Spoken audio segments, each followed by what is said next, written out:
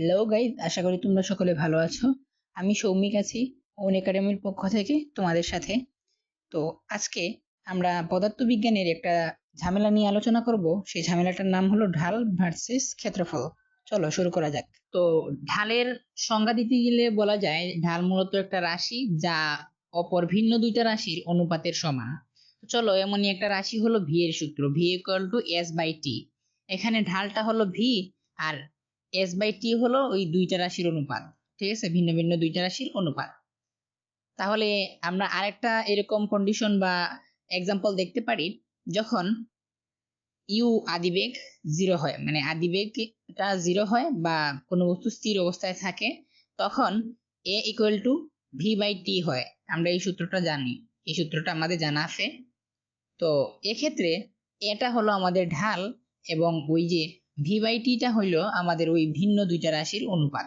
ঠিক আছে, আশা করি এতটুকু তোমরা বুঝতে পারছো। তাহলে এখন আমাদের চিত্রে চলে যাওয়া যাক। আচ্ছা, তাহলে আমরা প্রথম সূত্রটার জন্য চিত্র কিভাবে কেমন হয় বা ঢালটা আসলে কোথায় অবস্থান করে সেটা দেখব। তো ওয়াই অ্যাক্সিস বরাবর এস ধরলাম আর এক্স অ্যাক্সিস বরাবর টি ধরলাম। ধরার পর আমরা এখন টি এর জন্য বিভিন্ন মান নিব, তারপর এস এর জন্য বিভিন্ন মান নিব। হ্যাঁ, এখানে ম্যাক্সিমাম দুইটা নিলাম। দুইটা নেওয়ার পর এস আর টি পরস্পরকে যে বিন্দুতে ছেদ করছে সেই বিন্দুগুলাকে মিলিয়ে দেব। ওই মিলন বিন্দুগামী সরলরেখাটাই হলো মূলত এদের ঢাল। ঠিক আছে, এদের ঢাল ভি, এস আর টি এর ঢাল ভি।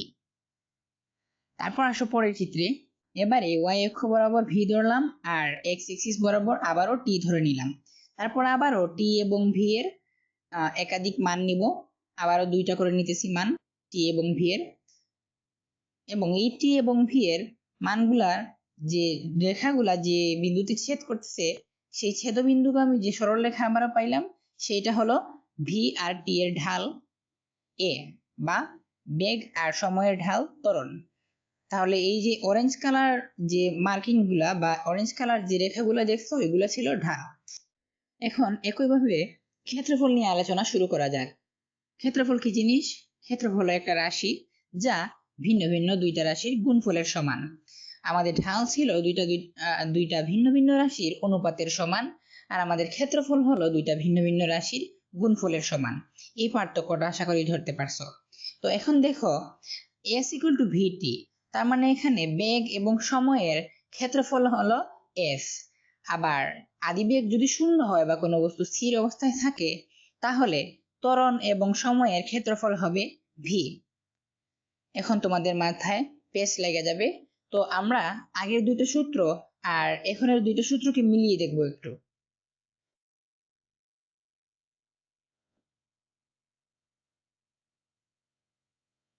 তো তোমরা দেখতে পারতেছো যে এই বেগ এবং এই ত্বরণ দুইটা রাশির অনুপাতের সমান, যা মূলত হলো ঢাল।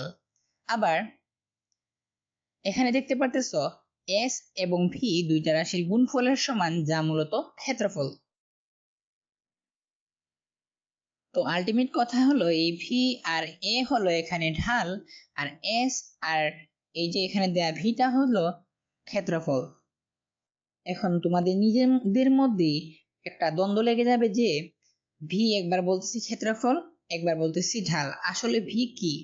যখন তুমি ভি এর মান দুইটা রাশির গুণফল দিয়ে বাইর করবা তখন সেটা হবে ক্ষেত্রফল, তখন ভি ক্ষেত্রফল হিসেবে কাজ করবে। আর যখন দুইটা রাশির অনুপাত দিয়ে বের করবা ভি এর মান, তখন ভি ঢাল হিসেবে কাজ করবে। আশা করি এটা ক্লিয়ার। তাহলে এখন আমরা এই পাশে গুলো মুছে দিই। তো এখন আমরা ক্ষেত্রফল এস এবং ভি এর লেখচিত্র দেখার চেষ্টা করব। তাহলে প্রথম সূত্রটাকেই নেওয়া যাক। প্রথম সূত্রটাকে নিলে ওয়াই অ্যাক্সিস বরাবর আমরা নিব ভি বেগ এবং এক্স অ্যাক্সিস বরাবর নিব টি। নেয়ার পর প্রত্যেকটার জন্য একটা করে মান নিলে দেখা যায় যে এদের মধ্যবর্তী স্থানে একটা ক্ষেত্রের সৃষ্টি হয়। এই যে লাল কালি দিয়ে ভরাট করে দিতেছে। তো এই ক্ষেত্রফলটা মূলত হলো এস, যা ভি ও টি এর ক্ষেত্রফল। এখন পরবর্তী সূত্রের জন্য লেখচিত্র আঁকতে গেলে ওয়াই অ্যাক্সিস বরাবর যদি আমরা এ নেই এবং এক্স অ্যাক্সিস বরাবর যদি টি নেই, তাহলে এ থেকে একটা মানের জন্য রেখা নিলাম, টি থেকে একটা মানের জন্য রেখা নিলাম, এদের মধ্যেও আমরা আরেকটা ক্ষেত্রফল দেখতে পারতেছি। এই যে সেই ক্ষেত্রের ক্ষেত্রফলটাকে সাদা দাগ দিয়ে ভরাট করে দিলাম। সাদা দাগ দিয়ে ভরাট করা অংশটা হলো মূলত আমাদের ভি, যা এ এবং টি এর মধ্যবর্তী ক্ষেত্রের ক্ষেত্রফল। তো ঢালের ক্ষেত্রে অরেঞ্জ কালার দিয়ে ঢালকে চিহ্নিত করা হয়েছিল, আর এখন ক্ষেত্রফলের ক্ষেত্রে প্রথমে লাল এবং পরবর্তীতে সাদা রং দিয়ে ক্ষেত্রফলকে চিহ্নিত করা হয়েছে। তো এখন আসা যাক অন্যরকম একটা জিনিসে। তো ডিফারেন্সিয়েশনের ডি দিয়ে মনে রাখবা ড, ঠিক আছে? ডি দিয়ে মনে রাখবা ড, আর ঢালের শুরুতেই আছে ঢ, তাহলে ড সাথে ঢ ম্যাচিং হয়, ড এর সাথে ঢ ম্যাচিং হয়। তো আসলে আসো আমরা কি দেখতে চাইতেছি। এই এস ভি এ সিরিয়ালে লেখা আছে, এর একটা মিনিং আছে। এর মিনিংটা হলো এস কে ডিফারেন্সিয়েশন করলে পাওয়া যায় ভি, ভি কে ডিফারেন্সিয়েশন করলে পাওয়া যায় এ। তো আসলে কি বুঝাইতে চাইতেছি, এই যে ডি ডিটি অফ এস, হ্যাঁ এই যে ডি ডিটি অফ এস হলো ভি এর সমান, মানে এস কে ডিফারেন্সিয়েশন করলে যে ভিটা পাওয়া যায় সেটা হলো ঢাল, আবার ভি কে ডিফারেন্সিয়েশন করলে যে ত্বরণটা পাওয়া যায় সেটা হলো ঢাল। তাহলে ঢাল হিসেবে ভি কে পাইতে হইলে সরণকে ডিফারেন্সিয়েশন করতে হবে, আর ঢাল হিসেবে ত্বরণকে পাইতে হইলে বেগকে ডিফারেন্সিয়েশন করতে হবে। আশা করি এতটুকু ক্লিয়ার। আমি এটা ধরে নিতেছি যে এস মানে সরণ, ভি মানে বেগ, আর এ মানে এক্সিলারেশন বা ত্বরণ, এটা তোমরা সবাই জানো।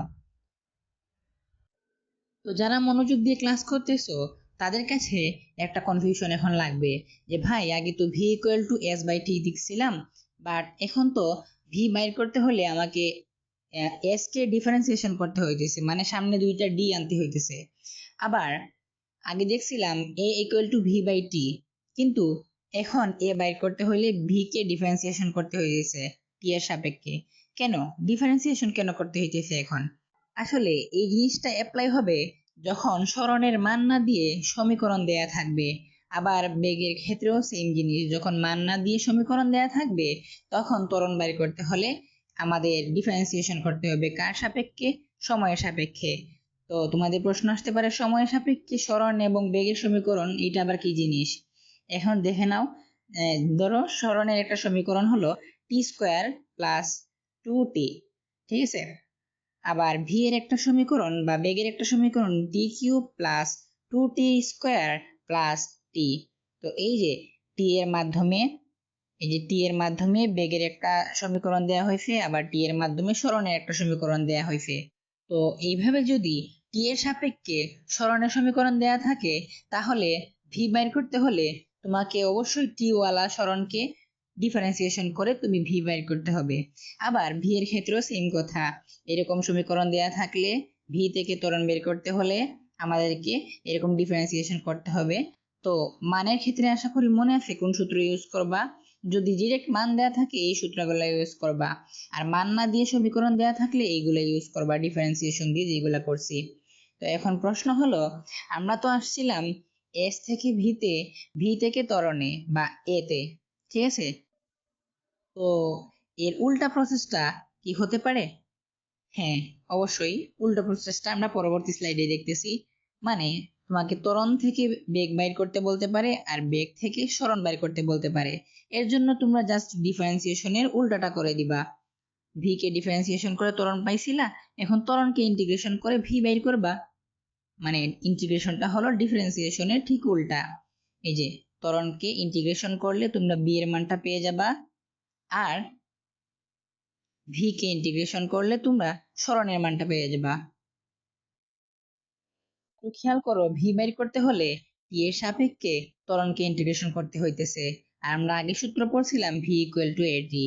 আবার সরণ পাইতে গেলে টি এর সাপেক্ষে ভি কে ইন্টিগ্রেশন করতে হইতেছে, আর আগে সূত্র পাইছিলাম এস ইকুয়াল টু ভিটি। তাহলে এই দুইটার ক্ষেত্রে আশা করি এখন আর বলতে হবে না যে কি করতে হবে। যখন সমীকরণ দেয়া থাকবে তখন ইন্টিগ্রেশনের নিয়ম দিয়ে ভি আর এস নির্ণয় করবা, আর যখন সবগুলোর মান দেয়া থাকবে তখন এই সূত্রগুলা দিয়ে ভি এবং এস নির্ণয় করবা। তো আজকের জন্য এতটুকুই। ভালো লাগলে আমাদের চ্যানেলটা সাবস্ক্রাইব করে দেবেন এবং লাইক ও শেয়ার করে পাশে থাকবেন। ধন্যবাদ সবাইকে।